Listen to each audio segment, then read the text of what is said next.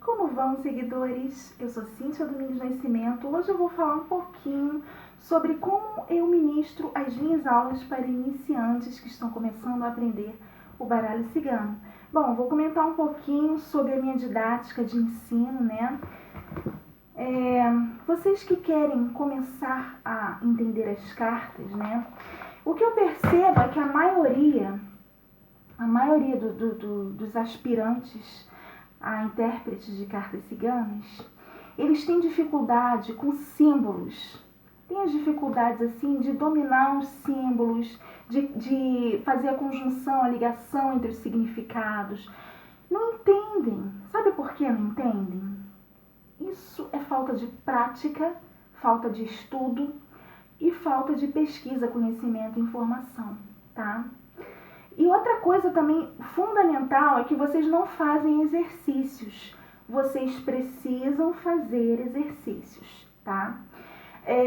Os exercícios são muito importantes, né? Porque, por exemplo, eu começo pegando conjunções assim fáceis para passar como exercício para iniciantes, mas aqueles iniciantes que estão realmente começando, aqueles iniciantes que estão realmente engatinhando, que estão realmente aprendendo, ainda não sabem nada de nada, porque tem iniciantes que já tem umas pegadas, insights, já conhecem uma coisa aqui, outra coisa ali, mas tem iniciantes que não sabem absolutamente nada, né? Então, se eu pego, por exemplo, ali, uma carta da aliança com a carta 4, aliança e casa, por exemplo, pego aliança e casa, aí eu coloco aqui para você. O que você vai me dizer sobre aliança e casa? A primeira coisa que você vai pensar é sobre família, né? Porque você viu a carta 4. E a aliança tá ali, é casamento, então deve ter a ver com família, um casal, né? É a primeira coisa que você vai pensar. Mas isso aí são exercícios aleatórios. São exercícios assim, sem perguntas fixas. Porque, por exemplo, se eu pegar e fizer uma pergunta, eu quero saber sobre questões ligadas ao meu trabalho. Aí sai aliança e casa. O que você vai interpretar?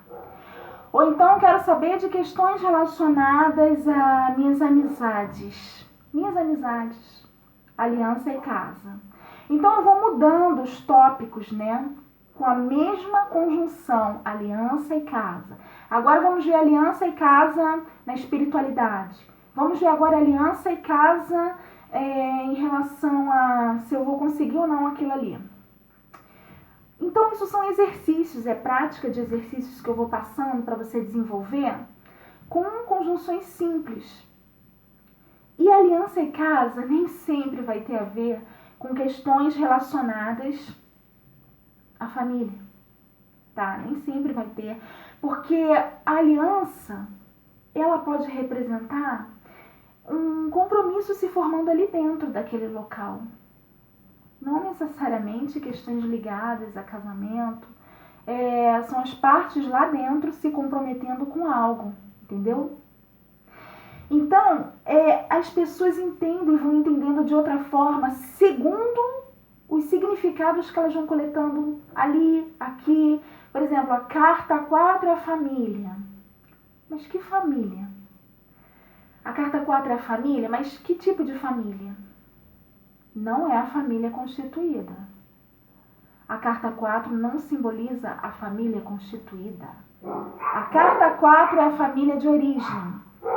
Onde está, em que carta está a tua família constituída? Em que carta estão os outros tipos de famílias? Famílias que não são família, mas não tem casamento ali. Só tem ajuntamento. Já tem a família de um, já tem a família do outro. Tem as cartas de família, sim. Mas cada uma com a sua distinção. Tem a família de origem, tem a família constituída, tem as famílias ajuntadas sem se casar, entendeu? São muitos âmbitos de estudos pelos quais você vai passar até você poder chegar a um nível intermediário para entender essa classificação das lâminas, a distinção da classificação das lâminas. Por exemplo, temos as cartas de mudanças dentro do baralho, Navio é uma carta de mudança, a lua. O caixão tem a ver com mudança involuntária. Involuntária, né? Forçada, imposta contra a vontade. E não confunda mudança com transformação, porque são significados bem diferentes, tá? Uma coisa é você mudar. Mudança é um deslocamento do indivíduo de um espaço para outro. Transformação, ele não precisa sair desse local para outro espaço. As coisas vão se transformando exatamente onde ele está. Pode ficar estático, entendeu? Não confunda mudança com transformação, por favor, pelo amor de Deus. Então, as cartas de mudança, caixão, lua, navio, os pássaros que tem a ver com migração, a cegonha, e outras cartas aí no baralho que tem a ver com mudança também. Então, você vai pegar todas essas cartas de mudança, juntar todas dentro de uma classificação no núcleo das cartas de mudanças. Aí, você vai começar a apurar uma por uma. A lua tem a ver com mudança, mas todas essas outras cartas aqui, dentro desse núcleo, também tem a ver com mudança. Mas qual a diferença de uma mudança para outra? Que tipo de mudança a lua traz, que é diferente da mudança que o caixão traz, que é diferente da mudança que a cegonha traz, que é diferente da mudança que os pássaros trazem, que o navio traz? Cada uma tem uma distinção em relação à mudança. Todas representam mudança? Sim, mas todas não representam o mesmo tipo específico de mudança. Aí que a gente vai começar a entrar numa apuração de estudos mais profunda, para trazer os detalhes, tá? E, por exemplo, tem uma parte da aula em que eu pego uma carta. Eu pego, por exemplo, a carta da árvore, porque a carta da árvore ela não representa arquétipo humano nem animal. Então as pessoas têm dificuldade, né? Quando eu trago assim símbolos, a árvore é um símbolo. E quando eu trago um objeto, o livro é um objeto. Eu trago um objeto que é um livro e trago um símbolo que é uma árvore.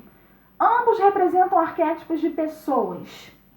O livro, tanto o livro, o objeto, como a árvore, o símbolo, representam arquétipos de pessoas. Como você vai estudar e traçar o perfil de um consulente teu com um arquétipo desse? Por exemplo, saiu a árvore para o teu consulente ali, né? Qual é o arquétipo dele? Se a árvore sai para ele, qual é o arquétipo dele? Você vai ter que estudar a carta da árvore todinha, os significados, vai pegar estudo de botânica, vai pegar o estudo da espécie da árvore que está no teu baralho, vai fazer um levantamento todinho de pesquisas, documentário sobre a árvore, da espécie que você tem ali no teu baralho, né, que é a macieira.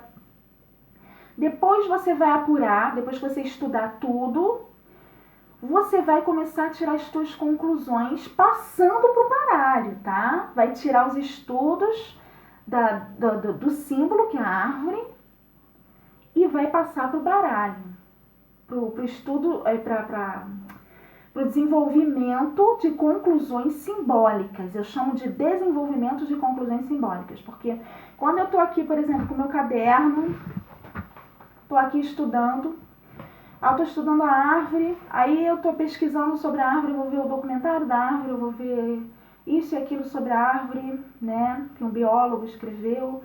Aí eu estou apurando tudo sobre aquela árvore. Aí daqui a pouco eu tenho que tirar as minhas conclusões para interpretar a minha carta.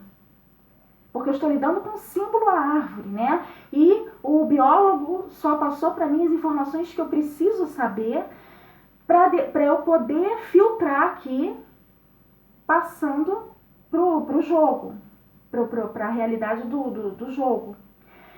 Então, a árvore representando, por exemplo, um arquétipo de uma pessoa, ela vai representar o quê? Depois de tudo que eu estudei, eu posso concluir que a árvore pode representar uma pessoa que gosta de estabilidade, uma pessoa que tem medo de que as coisas mudem, né? Tem medo, assim, de mudanças não programadas, porque ela não está preparada para isso. Tudo com a árvore é estático, tudo com a árvore é seguro, garantido, tem raízes e a pessoa tem medo de se ausentar das suas raízes, perder as suas raízes, perder suas conexões, perder a segurança patrimonial, perder a segurança familiar, perder a segurança de tudo aquilo que já está estável, de tudo aquilo que já é antigo, que ela já está acostumada, né?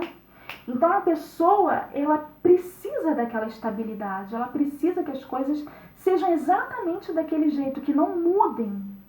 Porque se houverem mudanças, ela vai se assustar. Porque ela já está com as raízes ali. Ela já está acostumada com aquela situação, com aquela vida, com aquele estilo, com aquela condição, né? Bem típico dessas pessoas, né? Porque a árvore é abundância, frutífera, né? É bem típico dessas pessoas que têm uma vida assim de classe média num nível bom, né? Classe média alta ou classe média, né? Que tem tudo, tem escola paga, tem casa, tem carro, trabalha, ganha salário e tem medo de perder aquela estabilidade. Paga as próprias contas, tem cartão de crédito, né? Então a pessoa tem medo de perder aquela estrutura ali. Porque a árvore é a estrutura da pessoa e representa as coisas materiais, as coisas também que são mais profundas, né? Como as raízes. Aí a gente já entra no âmbito familiar, né? Numa questão mais profunda, uma questão assim mais tradicional. Então as pessoas com o arquétipo da árvore, eu só estou passando um trechinho, tá? Do meu ponto de vista. Elas têm medo de perder aquilo que já está certo na vida delas, com o qual elas já estão adaptadas, acostumadas, enraizadas. Né? Elas têm medo de perder aquilo que já está ali. Então, eu começo a passar, porque quando você tem aqui, por exemplo, uma raposa ou a carta da criança para você estudar, aí você tem um arquétipo humano e você tem um arquétipo animal. Então fica mais fácil para você definir, né? Como é que é o arquétipo do seu consulente, com a criança, com a raposa. Agora, quando você tem arquétipos de um símbolo e de um objeto, a árvore, o livro, por exemplo, já fica mais difícil, porque não tem, né? Não se trata de um arquétipo humano ou animal. Então, as pessoas, os iniciantes, eles têm mais dificuldades em estudar os arquétipos simbólicos independente dos humanos e animais. Então eu entro também bastante nessa esfera aí do estudo do símbolo e dos objetos, né? A carta 27, por exemplo, também tem um arquétipo, né? Por que as pessoas sempre interpretam a carta 27 como mensagens, notícias, né? A carta 27, ela tem tantos significados, tantas coisas que a gente pode, né, trazer ali, independente dessa questão das mensagens, das notícias, né? Que fica um jogo assim, não só amador, mas um jogo assim muito... É um jogo que não vale a pena, né? Um jogo sem sentido. Você pegar a carta 27, você pegar outras cartas e ficar só naquilo. Tem uma notícia pra você, a carta 27, o cavaleiro, alguma coisa que tá chegando pra você. O sol, alguma coisa que vai brilhar, né? As coisas vão dar certo pra você, porque tá brilhando o sol aqui no teu jogo que eu tô vendo. Gente, é um jogo totalmente sem sentido. Quando você estiver nesse nível, para, se recolhe, igual o urso hibernando, se recolhe. Vai fazer os teus estudos para você não passar vergonha, tá? Fica feio. Fica muito feio. Faz aí, porque o sol e a estrela é outra. São outras cartas aí que as pessoas pegam e falam que tá tudo brilhando quando aparece sol e estrela, né? Vai brilhar, vai dar certo, né? Os caminhos vão se abrir, sol e estrela, não passa disso. Não sabe mais qual é o outro significado das cartas sol e estrela. Não sabe mais. Então, para iniciantes que estão começando a aprender, pegar assim um colega de estudo com uma visão sem sentido dessa pode até prejudicar o teu começo de entendimento sobre as cartas, entendeu? Porque aquilo vai acabar ficando na tua cabeça e você vai acabar coletando pro teu jogo aquilo ali. E não é legal, né? Para você aprender, você tem que pegar, fazer as pesquisas, começar os estudos, como eu falei, pega aí a espécie, qual a espécie da árvore que você tem aí, uma macieira, começa a estudar a macieira.